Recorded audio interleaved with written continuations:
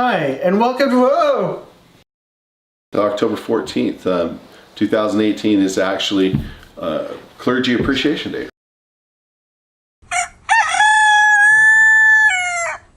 Well, welcome to Joy and Celebrating with Jacob Goldman. I'm his guest today, Rodney Johnston. Yeah, I'm kind of a ham. So I've been lucky enough to be a volunteer clergy in the Church of Jesus Christ of Latter-day Saints. And so I served as a bishop, but I'm not on camera because of that. I'm on camera today because Jacob wanted me to talk about the appreciation we have for clergy. And I'll tell you, it sure grew quite a bit, my appreciation for clergy, after my opportunity to serve as a volunteer layman clergy. It gives you the opportunity to be a shepherd over about maybe 600 souls or so, depending on the geography, maybe less than that, depending. And I remember getting to serve as a counselor to Bishop Sandberg, and Bishop Sandberg was a good friend of mine. We both worked in the Scouts together. And I happened to be looking at him at a scout camp, and this was after one of the boys had brutally destroyed me in a game of chess. I wasn't paying attention, and the chess game went very poorly for me. But that's always quite good for a young man to have good success over an adult. So sometimes we are the bait or the sacrifice for the young men to feel better. And I was providing a great service that day. Anyway, taking my lumps and leaving the group for a minute and watching from a distance, I was looking at my good friend who was he was in charge. He was the scoutmaster, and I was an assistant helping him out. And I just got the sense that, you know what? I know there's a change coming soon. There's going to be a new volunteer bishop that's going to be asked to serve in our local ward, and I just felt the Spirit say, he's going to be the bishop.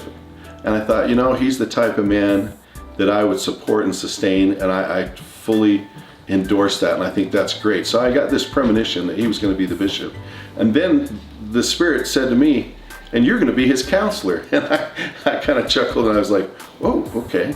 Well, but believe it or not, a couple of weeks later, we were put into the new bishopric as a reorganization in that ward to give you know, the other bishop a release, and he could go serve elsewhere, wherever it would be in the church.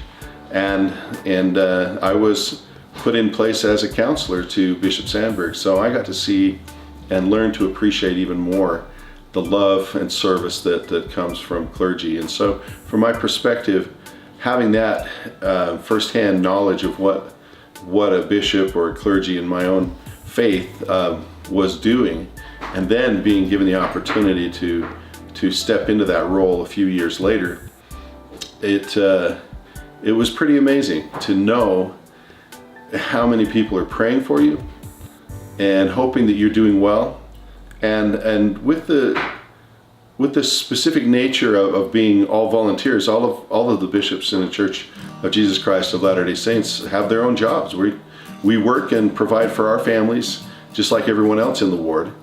And so it was always a real feeling of gratitude when you'd see what the bishop was doing and trying to serve and help coordinate. And he's not the only one serving, but it's kind of a focal point of the service for the ward. And between the bishop and the Relief Society president and the Elders Quorum president, there's so much ministering that goes on.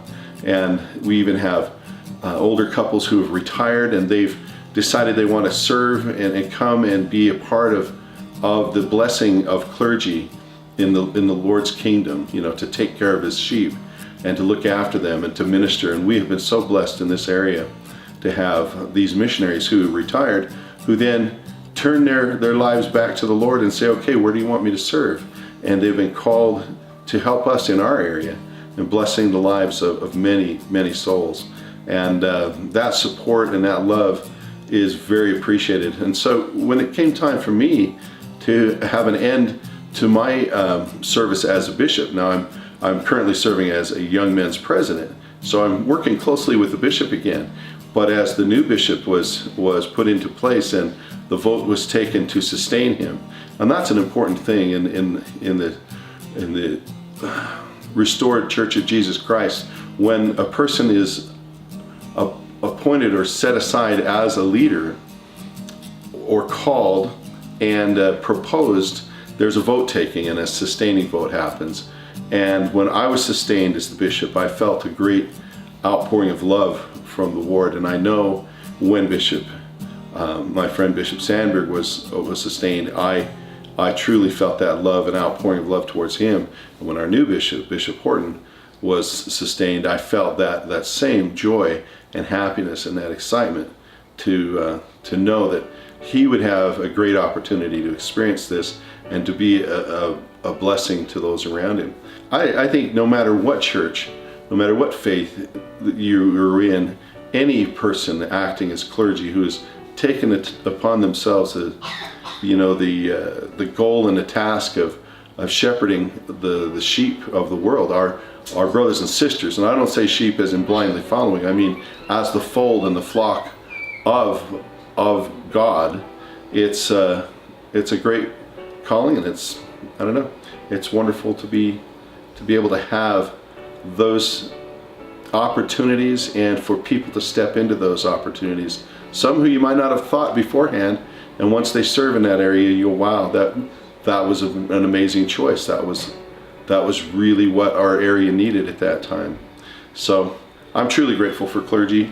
I know that I have been blessed by many of the men who throughout the years were either my scoutmaster and then later my bishop and so on, and I got to know them and become good friends with them. You mean in the course of serving as a clergy? Mm-hmm.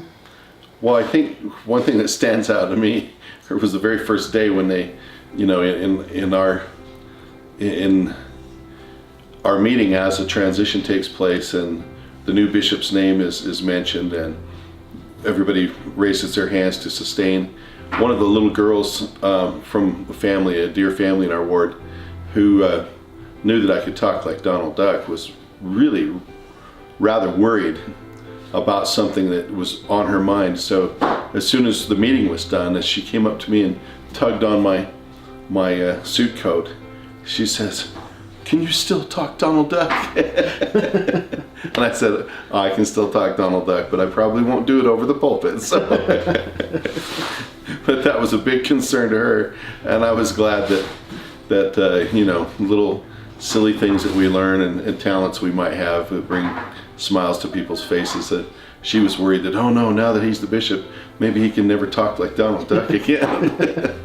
I think the greatest joys and the perks of being a bishop is the sacred times you have to work with people who are struggling and trying to overcome. And they're serious about it, and they know that they need help, and they've reached out, and you're on your knees praying on their behalf, and you're asking for help and what to do to help them, and then you see the Lord's hand in bringing them to a greater level of understanding, a greater level of joy, and to see that. I mean, there were times during the course of a meeting where there was just a glance and an eye contact between myself and maybe somebody else that nobody else in the room knew was going on. But our hearts were touched, and a goal had been met, and a sacred ordinance had been able to be performed, and just the tears of joy just would come frequently. And some people would wonder, well, what's going on? And it's very sacred and very, very personal.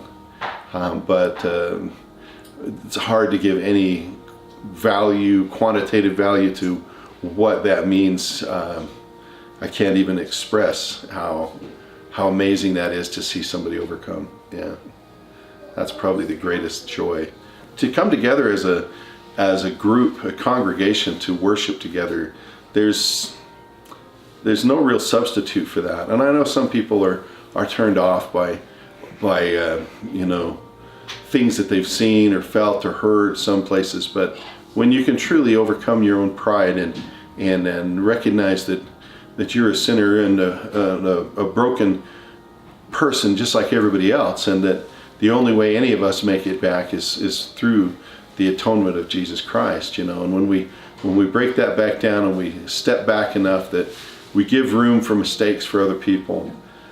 Sharing the same room with the same feelings and the same thoughts about your God is pretty amazing. Those times when you hear the young children come up once a year, we have a special program where they sing, and that's amazing. And all the parties and times that, you know, and actually, even though it can be quite sad, it's a very sacred time when you're helping a family through the grieving process too. When you're trying to, there's not a whole bunch you can do other than pray for and love them and strive to make sure that there's dignity and love given to the family during those times. You know, we all make mistakes and say things to people when they've lost a loved one, and nobody really knows what to say, and there's nothing really you can say other than maybe I love you, and, you know, give them a warm hug. And so there's how many ways, I can't even really tell you all the ways, the joys that you feel when you're serving in that area. And I'm very glad that I had a chance to serve in that area, and I'm glad I get to support another person in that area now. But to watch all of the other folks who work out in their own little area of the ward and do so many amazing things for the children and for the elderly and for the youth and for each other, it's very heartwarming. It's certainly different than watching the news, that's for sure. You know, when you see what people are trying to do to take care of each other, I think that's the greatest. When you see people actually serving in a Christ-like manner, one towards another, that's probably the greatest joy you can ever have. So again, my name's Rodney Johnston, just a local guy that just serves in the community. We love each other, and we're glad that we have clergy. And I'll tell you, I know that those who serve as clergy feel the prayers, the sustaining prayers, and even more so, the sustaining actions that take place when you work in conjunction with them to help out those around you. So appreciate your clergy today. Thank you. It's a great holiday to have.